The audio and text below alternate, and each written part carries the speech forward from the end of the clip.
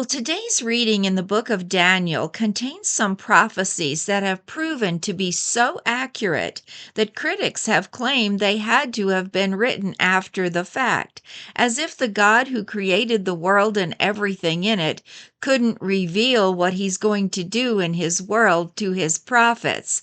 And the book of Daniel demonstrates not just God's complete foreknowledge, but his complete control of all world events.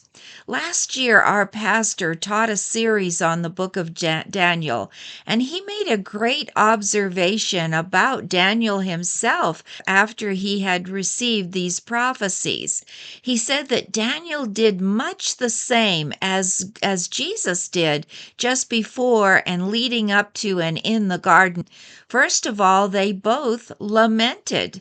It said that Daniel was overcome and lay sick when he saw what was going to happen to his people. And we know that Jesus wept, not really so much for himself as for the fact that the people as a whole had rejected him as their Messiah. And second, they trusted God. After his prayer in the garden, Jesus got up, committed himself to God the Father, and said, "Not my will, but yours be done." And then they went to work. It says that Daniel went about, he got up and he went about the king's business.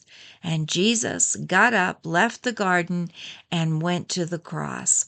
And this is ultimately what you and I have to do when we're faced with difficult news or difficult circumstances. Maybe you have a difficult circumstance in your life. I know I do. And it may be heartbreaking, and it's okay to grieve and even to weep, but we can't get stuck there. We have to entrust ourselves and our circumstances and the people in our lives to God. And then we need to do what Jesus and Daniel did. We need to get up and go about our Father's business. Amen.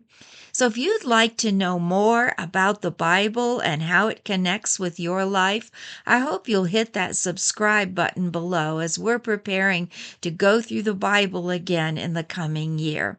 Thanks for watching. Bye bye.